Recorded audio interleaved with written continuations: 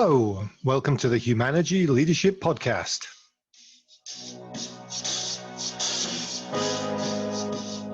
I'm David Wheatley, and we're here to talk all things leadership. My guest this week is Jeanette Stewski, who is the CEO of the Association for, I have to get this right, Outdoor Recreation and Education, AORE, which is based here in Michigan, but supports outdoor recreation and education leaders throughout the nation, and is an association for an industry association. And so we talk about her journey in leadership, what got her to where she is, along with what it's taken for an industry association to pivot because of their dependence previously on things like conferences and face-to-face work. How have they managed the last 12 months and some of the tips that she's found? And then the other thing we get into in the conversation is some of their exploration of how to make the outdoors a little less white. And that started with a journey inwards in their organization to say, what are they doing, and are they making their work and supporting leaders in an accessible, equitable way? So it's a great conversation. Here's Jeanette Stewski. Well, welcome, Jeanette. Hello. It's good to have you with us. And the way I normally start these things is just by asking my guests to give me a quick 30-second bio of what got you to where you are. Well, good. I'm glad you limited it to 30 seconds, because this could usually take a long, circuitous course if you're a person like me from the outdoor industry. But I'm Jeanette Stewski, and I'm the executive director for the Association of Outdoor Recreation and Education, otherwise known as AORE. And my path to get here basically started in Grand Rapids, Michigan, where I was born and raised, and kind of fell in love with outdoor pursuits. I have 3 brothers and was privileged and able to introduce to the outdoors through dad and adventures. Started as a rafting guide out in Glacier, Montana. Did my studies at Michigan in School of Natural Resource Environment. Thought I was going to be a fire jumper, or a smoke jumper. That was going to be something I wanted to do, but actually ended up into guiding and leading. So I've been a NOLS instructor and a wilderness medicine instructor. Went on and got my my teaching, or my certified association executive, to become an association manager, as well as my master's in public administration for nonprofit governance. So a little bit here, a little bit there, guiding, leadership, education, certifications, wilderness medicine has kind of been part of my path on the journey here. Oh, and I forgot to mention 10 years as the director of Michigan's outdoor program in a previous life. So actually programming climbing walls and rental centers and things of that nature. Oh, wow. And so tell me a little bit more about AORE. Yeah, so AORE is the correct pronunciation, and I serve those who facilitate outdoor recreation and education. So if you're on a college or a military garrison, K through 12, or basically taking people outside. So can think about rafting or hiking or canoeing or dog sledding. The people who are leading those activities, both the practitioners or the academics who are studying leisure or recreational studies, are members of my association. So my job in service to them is to help them be their best by providing them tools to career advancement and professional development, advocacy work and networking, as well as communicate to the National Park Service or the Forest Service or guides and operators challenges that my members are facing as a collective whole. So it's all about trying to help those get people outside and do that work well. So it's an industry association for an industry that's really outdoors. You've got it. It's that's the irony, and you're hitting right on one of our jokes for our annual conference, of an outdoor conference that's held indoors to learn about best practices. So that's I hope you hold it in a place that people can go outdoors once they finish with the conference. You're exactly right. You know, through the years, I came to learn that people are doing the pre conference and the post conference, you know, hitting the slopes or going on the rivers and taking those adventures. So that's definitely part of our industry. Well, that's cool. And deep down in my background, my undergrad is in outdoor and environmental education.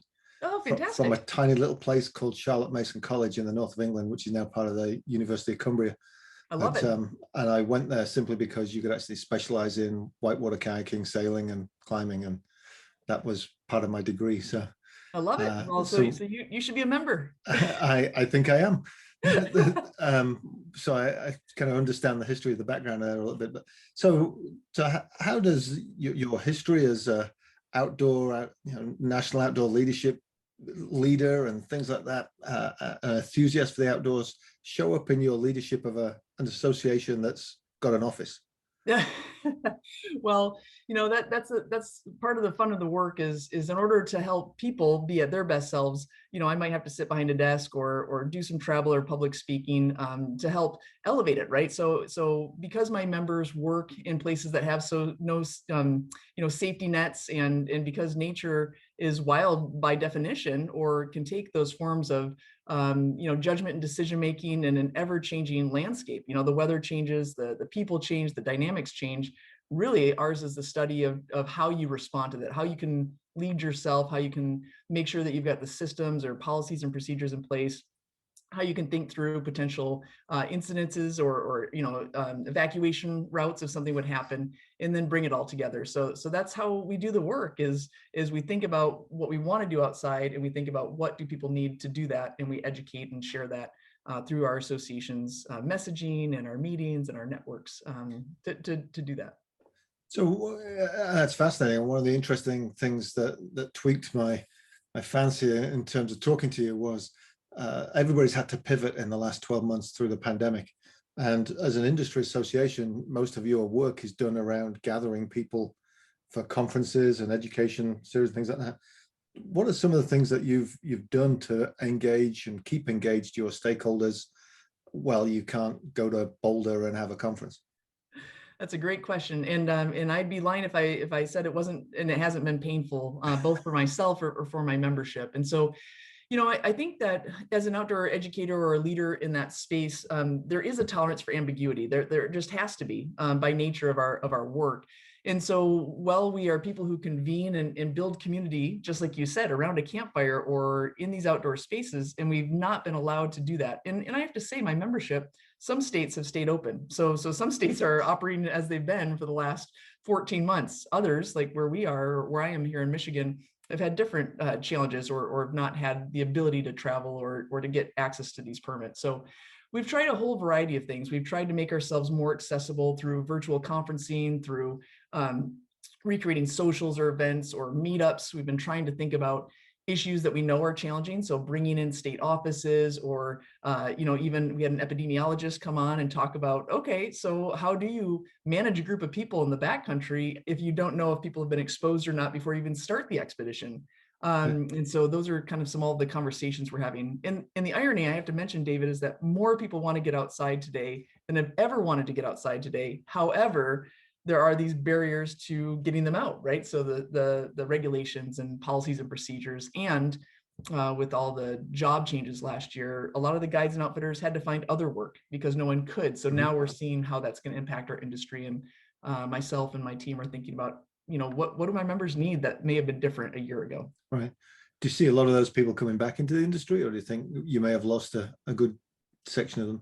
Yeah, that's a great question. I think that's something that we're kind of grappling with. We would like to say that people would come back, but the reality is that the work that my members do is often seasonal. It's often 3 months for the summer season or 3 months for the winter season, and part of the challenge is that lifestyle. And so now that that's been laid bare, people have found other ways to shore up those gaps or to make a new living. So we'll be curious, how will that shift the whole industry, and can we make it more attractive to work in outdoor recreation education in a more sustainable way? So sometimes when you have problems or challenges like this pandemic, it's a great opportunity to really look at and lay bare some of these things that we've tolerated that maybe have been intolerable for a long time.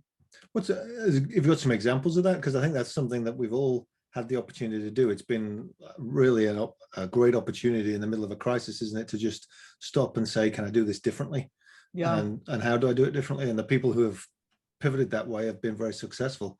Yeah. What are some of the things you've worked out how to pivot to?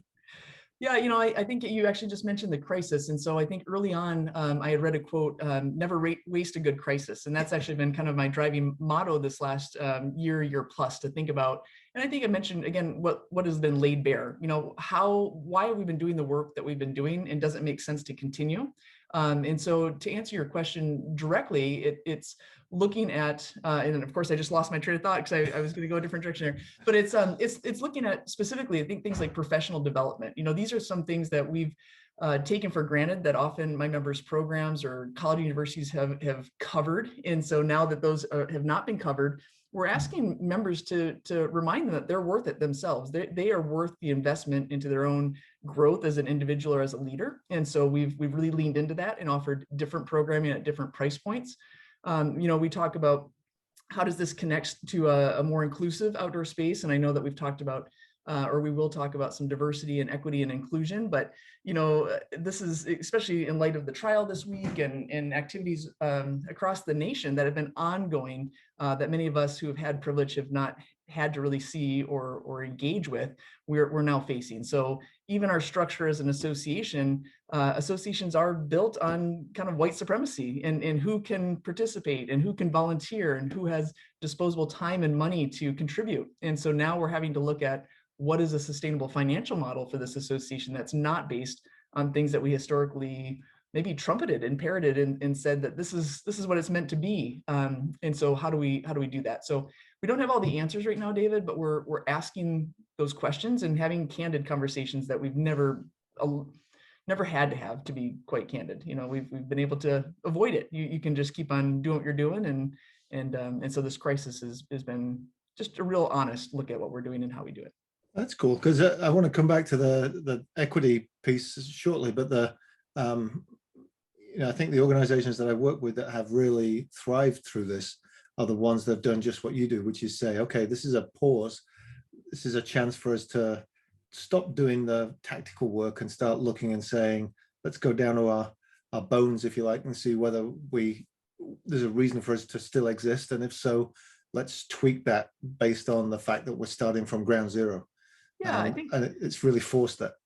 I think you're right. And I didn't mean to cut you off there, but I was thinking about some of the things that hold back an association, is some of that groupthink, or when people have a certain amount of power and maybe disproportionate inside of a thing. And we keep on doing those things to maybe appease those loud voices or to just stay the course because it's comfortable, and change is hard. And people historically don't like to go through change, but they like the results of it.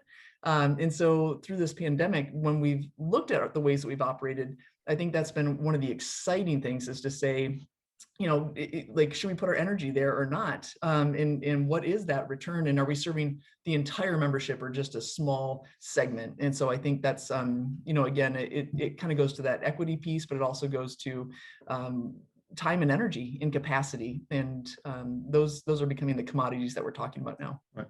And you also have some of the same issues that everybody else has, but it seems like it's mildly amplified. If a manufacturing plant has a COVID exposure, they just send people home and put somebody else on the machine. If you're starting a river trek through the Grand Canyon and you discover somebody's coming down with symptoms, what kind of things do you do then? Yeah, that's a great question. So, that all kind of goes on to hopefully the policies and procedures before coming on site. So again, once you're in the backcountry, if you have people who have not been exposed, it's a perfect spot to be because it's a contained bubble.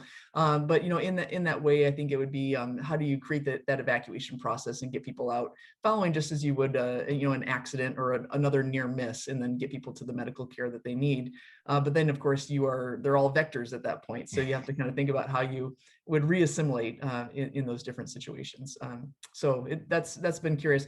The greater impact I think that we'll see is that this calendar year has meant that a whole level has not been able to become trained or certified or have that exposure. So as leaders, if we haven't had a chance to go through that, running an outdoor program is like taking off an airplane. You still have to go through all of the check steps if you've got 10 people on board or 100. And so our scale can have a really huge financial impact. So what my members will experience coming back to campuses this year is not having trained staff. And so will upper administration allow those programs to stay?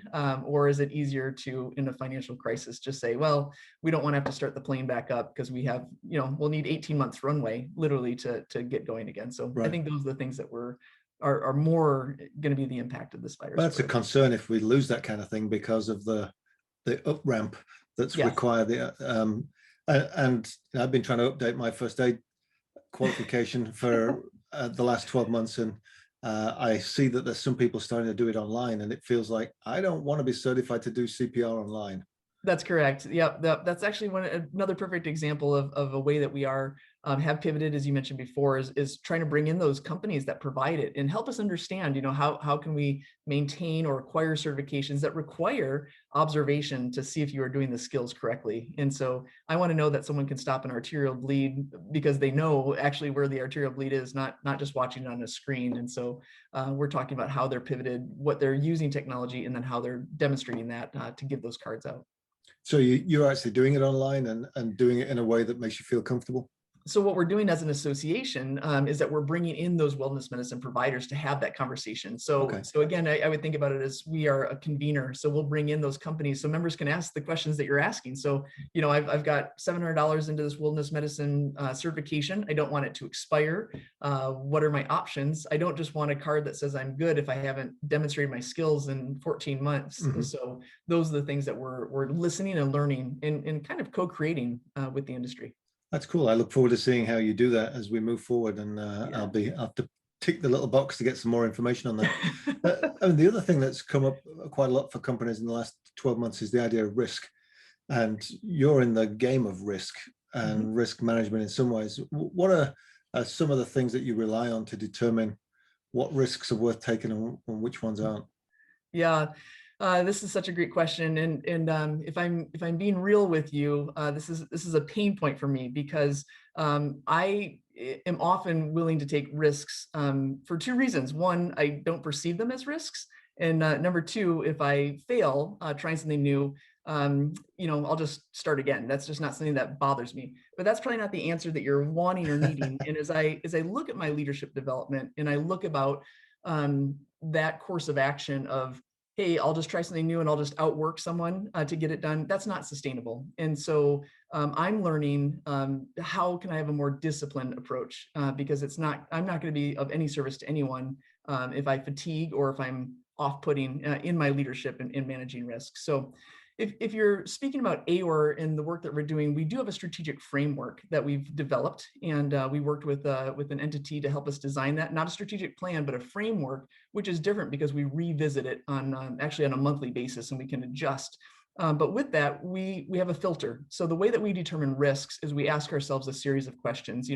Will this new initiative or this opportunity, this risk, allow us to fulfill our mission? Will it leverage one of our competitive advantages? What is the capacity it will take of staff or of other services, and what are we willing to not do in order to do this? And so that those are all the words I can tell you, but as in practice, as a leader, I recognize that I'm working on that discipline to modify that because I have a personality that usually starts with yes. And so these are not bad things, but I just recognize as I grow and learn and work with people like you and Humanergy and things like that, that's just, I can't be at my best self if I continue to operate this way. Right.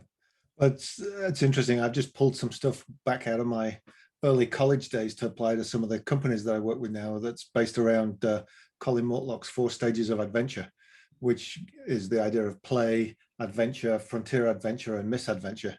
And by plugging those 4 in, you can look and do some comparisons. So what level do you want to play at? What do you want to operate at? And if you're pushing the misadventure, then that can be dangerous. The place to live is between frontier adventure, where your peak learning is, and the normal adventure where you reinforce that learning. And it's been interesting to take the adventure world and plug it into a company and have them say, oh yeah, we operate here too much and we're in play too much and we need to push ourselves. I love that. And I think especially in the outdoors, as you're well versed with your studies, is that sometimes it's the misperception of risk, It's the perceived risk. Correct. Yep. Sometimes we also think about that as like being consciously competent or unconsciously incompetent, and we talk about, what do you see on headlines? You see hypothermia and you see alligators and you hear about bears and those really aren't the risks, right? The risks are driving to the trailhead, and the risk is the laceration around, in the kitchen, cutting the block of cheese or things like that. But we tell ourselves stories, and I think that's often true in any facets of life, and as humans, and being vulnerable, we tell ourselves stories and we fill the gap with things that round out and it can either make us fear-based or complicit, really in our actions. Yeah, some of my mountain rescue friends from England would say that the risk is quite often stupidity in the mountains. That when you find yourself getting out the car in the parking lot and walking up what looks like a nice trail, and then all of a sudden you're at 1,500 feet in high heels, That's correct. That's the problem. Yes, you're exactly right. Yeah, and you didn't take a backpack with something else in, some water and things like that. No, opted out of the, the raincoat and the water and the food, or telling someone where you were going, or the first aid kit, all the essentials. You chose to not make the essential decision to take it.